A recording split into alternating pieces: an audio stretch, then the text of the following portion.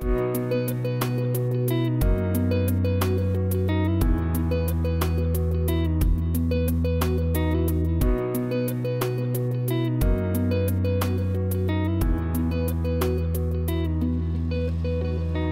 on est sur la tourbière de Bouloc.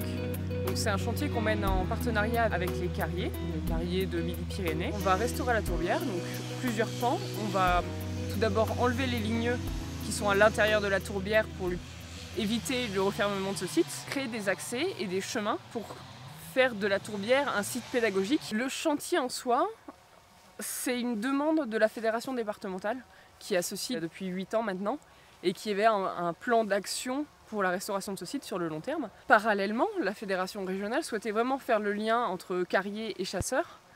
Et il se trouvait que les carriers cherchaient un chantier nature à mettre en place, donc un chantier nature qui leur permette de faire monter leurs adhérents sur le terrain, de leur montrer les réalités du terrain. Les carriers qui sont donc inscrits à cette charte environnementale, de manière volontaire, ont choisi d'intégrer dans leurs exploitations des méthodes de travail exemplaires pour préserver l'environnement, à la fois pendant leur exploitation, mais aussi à l'issue de leur exploitation. On peut retenir classiquement les thèmes pendant l'exploitation qui sont simplement de réduire le bruit, maîtriser la gestion des eaux, les thèmes classiques comme les déchets. Par contre, on a vraiment quelque chose qui est très typique de notre métier de carrier, qui est la restauration, le réaménagement du site en fin d'exploitation. Et dans ce thème-là, on se retrouve parfaitement avec les chasseurs qui ont à cœur de préserver certains milieux naturels qui présentent des caractéristiques intéressantes pour eux. C'est vraiment un milieu, une diversité vraiment remarquable. Une gestion d'une tourbière, ça doit se faire d'une façon tout à fait naturelle. Sauf que là, on n'a pas à disposition des agriculteurs qui veuillent bien nous laisser des animaux, des bêtes, des bovins justement, venir pâturer cette tourbière. Au bout de 5-6 ans, il faut aider un petit peu mécaniquement, humainement, cette tourbière à retrouver un petit peu son équilibre de tourbière. Il faut savoir que le Lévézou, nous sommes un réservoir d'eau potable. Et donc, pour nous, municipalité, on a à cœur de préserver ces sites. N'oublions pas que Salcurin, la commune de Salcurin, d'un côté, c'est la vallée du Vior, et de l'autre côté, la vallée du Tarn. Et notre grand barrage de plus de 1300 hectares est un réservoir d'eau potable qui alimente 58 communes. Donc, tout l'intérêt de préserver nos tourbières. Ce chantier-là a aussi un caractère particulier puisque c'est un peu le prélude à la signature d'une convention entre nos deux associations qui visera à encadrer tout ce qu'on peut partager ensemble, que ce soit en termes d'opérations de sensibilisation de nos adhérents, comme celle-ci, mais aussi en termes de formation, par exemple, en partage de compétences sur la restauration des milieux.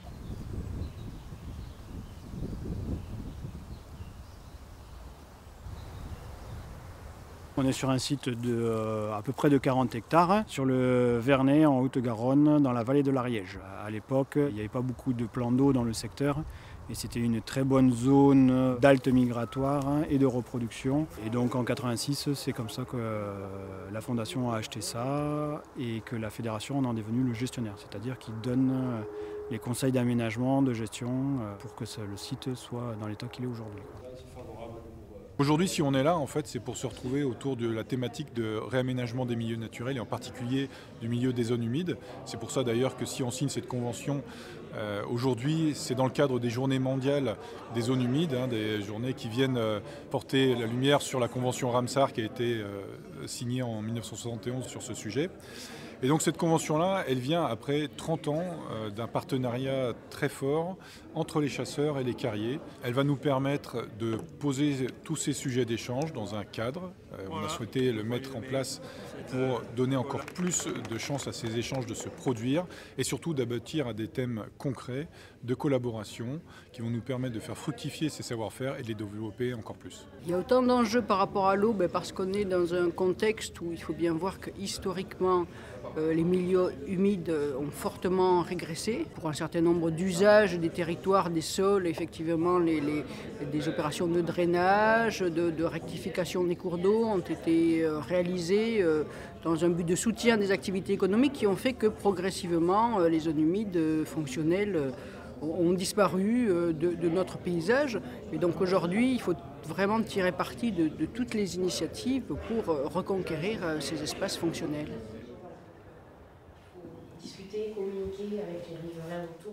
Suite à cette convention cadre de partenariat signée avec la fédération régionale fin février, cette formation et le fait que je puisse y participer en tant que formatrice marque un petit peu une première action de partenariat. C'est la 3e journée de formation pour les techniciens des fédérations de chasse organisée par la fédération régionale.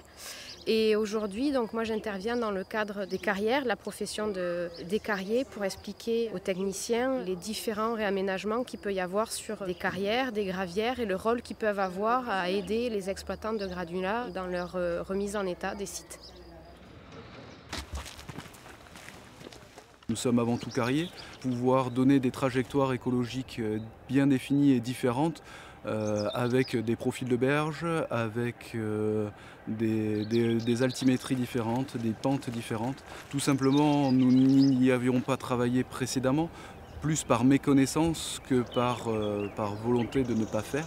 Les concertations que l'on a pu mener avec ces associations environnementales ont permis d'enrichir la culture de l'entreprise et de pouvoir aboutir aux résultats que l'on peut observer aujourd'hui. La remise en état du site est différente d'une zone à l'autre de par la typologie des lieux et qui nous a permis d'avoir une mosaïque de milieux différents permettant de créer des zones propices à l'implantation d'espèces. Le partenariat dure sur 3 ans. Donc ça va nous permettre de prévoir un programme d'action assez large et assez long pour pouvoir espérer créer des liens locaux et créer donc des conventions de partenariat locales entre un carrier et la fédération de chasse.